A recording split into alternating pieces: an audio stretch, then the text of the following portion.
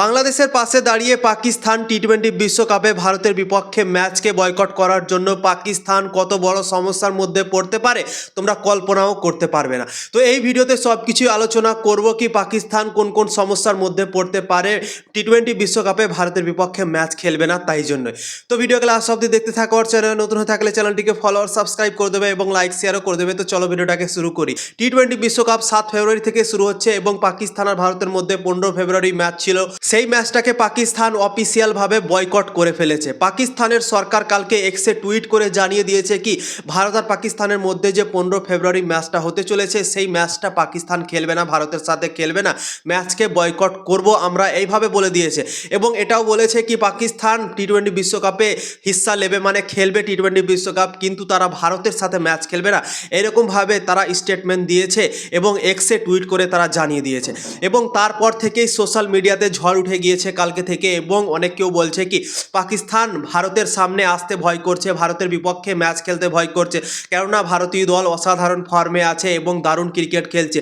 কিন্তু সব থেকে আসল ব্যাপার হলো সেটা না, ঠিক আছে? পাকিস্তান একটা রাজনীতি করার চেষ্টা করছে, কেননা এখানে পাকিস্তান তো ছিলই না ভাই, বাংলাদেশের সমস্যা ছিল এবং বাংলাদেশ চাইছিল শ্রীলঙ্কাতে ম্যাচ খেলা। আইসিসি তাদের কথা শুনেনি এবং ভারতীয় আসতে বলেছিল, তারপর বাংলাদেশ বয়কট করলো এবং তারপর পাকিস্তানের ড্রামা শুরু হয়ে গেল ভাই। পাকিস্তানের কিছুই ছিল না এখানে, তাদেরকে আলাদা গ্রাউন্ড দেওয়া হয়েছে, শ্রীলঙ্কাতে তারা খেলছে। ভারত পাকিস্তানে যাব না বলছিল এবং ভারতীয় দল দুবাইয়ে খেলেছিল এবং পাকিস্তান হোস্ট থাকা সত্ত্বেও দুবাইয়ে আসতে হয়েছিল চ্যাম্পিয়ন্স ট্রফিতে, তোমরা তো নিজেই দেখেছিলে। এবার ভারতীয় দল হোস্ট আছে এবং পাকিস্তানকে শ্রীলঙ্কাতে দেওয়া হয়েছে তাদের ম্যাচগুলো, এবং তা সত্ত্বেও আমাদের টিম ইন্ডিয়া থেকে শ্রীলঙ্কাতে খেলতে যাবে পাকিস্তানে, এরকমভাবে সব কিছু ঠিকঠাক করা ছিল। তা সত্ত্বেও পাকিস্তান এখন ড্রামা করছে, কোনো কিছুই সমস্যা নেই, ঠিক আছে? সমস্যা ছিল একটাই, বাংলাদেশের ছিল সমস্যা, কিন্তু সেই সমস্যাটা পাকিস্তান নিতে চাইছে এবং নিজের পায়ে নিজেই কুড়োল মারতে চাইছে ভাই। তো পাকিস্তান এখন ভারতের ম্যাচ বয়কট করে ফেলেছে এবং তাদের কত বড় একটা সমস্যা হতে পারে সেটাও তোমাদেরকে জানাচ্ছি।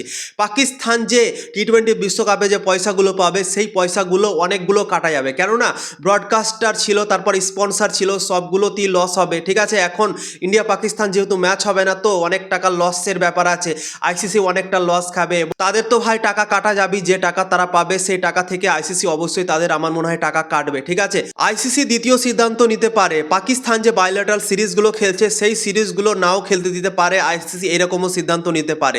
তৃতীয় সিদ্ধান্ত একটা নিতে পারে কি পাকিস্তান যে পিএসএল খেলছে সেই পিএসএলে ইন্টারন্যাশনাল যে প্লেয়ারগুলো ধরো যাচ্ছে সেই প্লেয়ারগুলোকে তাদের হয়তো পিএসএল খেলতে নাও পাঠাতে পারে, আইসিসি বলে দিতে পারে কি তোমরা যাবে না পিএসএল খেলতে, এইভাবেও বলতে পারে। যে প্লেয়ারগুলো বিদেশি প্লেয়ার আছে পিএসএল খেলতে যাচ্ছে সেই প্লেয়ারগুলোকে রোক লাগাতে পারে আইসিসি, এটাও একটা কারণ হতে পারে। চতুর্থ কারণ, আইসিসি সিদ্ধান্ত নিতে পারে কি তাদের কোনো ম্যাচই দেবে না, তাদেরকে ক্রিকেট থেকেই সাসপেন্ড করে দেবে, এরকমও সিদ্ধান্ত কিন্তু আইসিসি নিতে পারে, ঠিক আছে? তো এই চারটা সিদ্ধান্ত আইসিসি নিতে পারে পাকিস্তান এইরকম হারকাত করার জন্য। পাকিস্তান বয়কট করে ফেলেছে, ঠিক আছে, ভারতের বিপক্ষে তারা ম্যাচ খেলবে না, তো আইসিসি এই চারটা সিদ্ধান্ত নিতে পারে এবং এই চারটা সিদ্ধান্তর মধ্যে হয়তো যে কোনো সিদ্ধান্ত নিতে পারে ভাই, ঠিক আছে?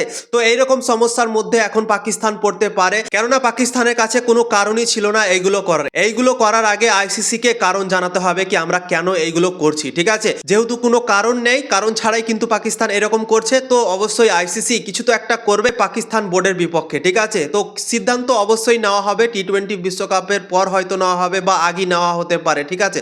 তো দেখা যাক কি হয়।